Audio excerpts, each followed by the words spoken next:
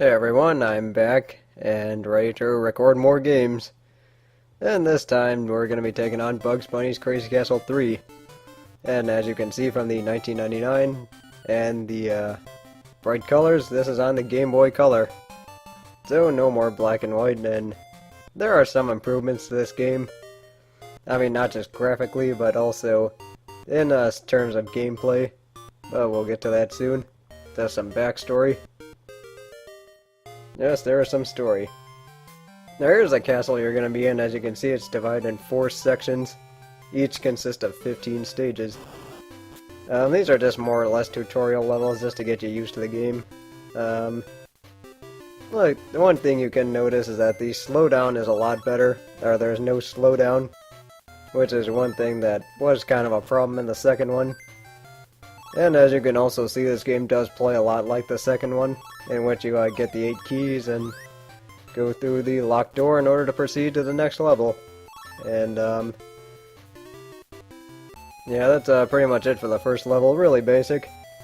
And also the reason I stopped there was once you get 8 keys, you get different music, which actually might get a little annoying after a little bit. But we will get to that soon. And in this game, you also have enemies that move at different speeds, so the ones that patrol side to side, they end up going a lot slower than the ones that just chase you directly. In this case, Daffy's going to be the one chasing you directly, and Tweety's going to be moving slower. And that actually does become a problem later on, because when I was playing this game, the timing, or my timing, was just way off compared to Crazy Castle 2, where, I mean, I was so used to the timing of Crazy Castle 2 because it was a lot slower, and then all of a sudden this game speeds up and I was having a lot more trouble. But yeah, that's pretty much it for...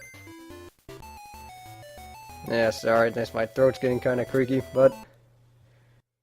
Yeah, with this game, the game does run a lot faster, so that's one thing you do have to keep in mind as you're going through it.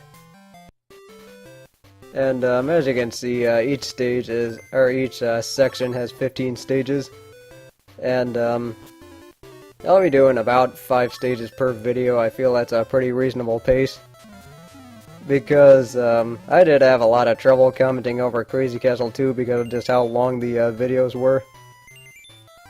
And that's one thing I also forgot to mention was you can use the pause to look around to make sure there are no more enemies going to come in and surprise you. So that's definitely a big improvement from the second game. And that's actually something I'm going to have to do a lot in order to get good at this game.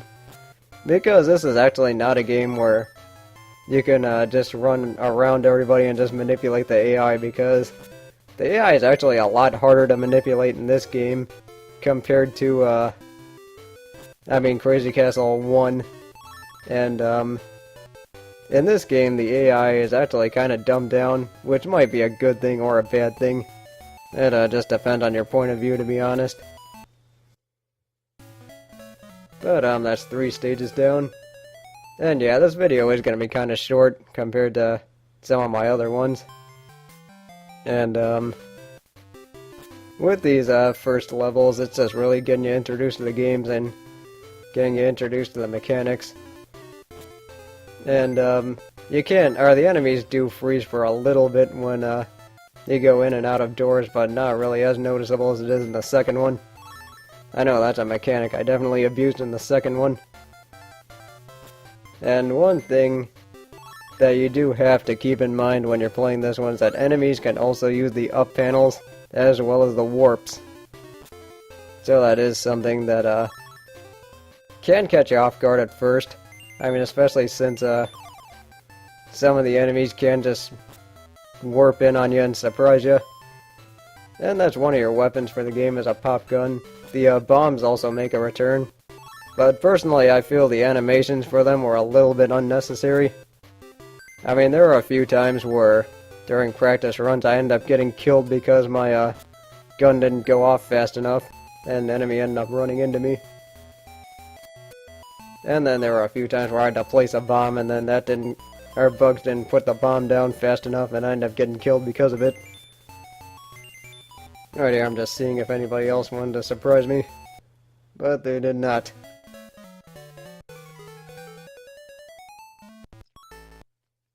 But yeah, this game does take some getting used to compared to the first and second one.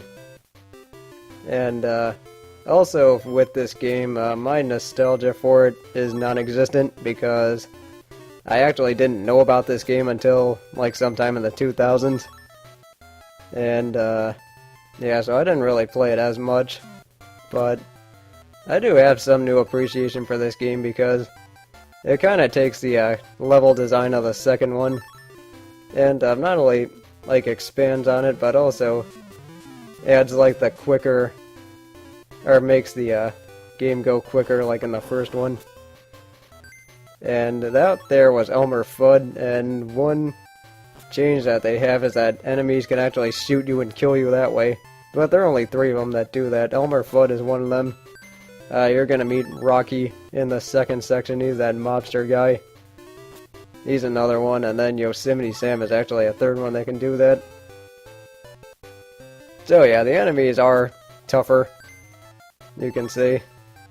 And or they're tougher because they're faster, and also some of them can shoot you, and you can definitely get shot by surprise, and I know that's happened to me plenty of times playing this game. And I don't know, I really don't have much else to say because I was just going over differences in this video. But yeah, all I have to do is just make my way over to the exit and make sure Daffy's not going to sneak up on me. I mean, they really neutered Daffy's intelligence in this one compared to the first and second one. But we're at the end of the part, so see you next time.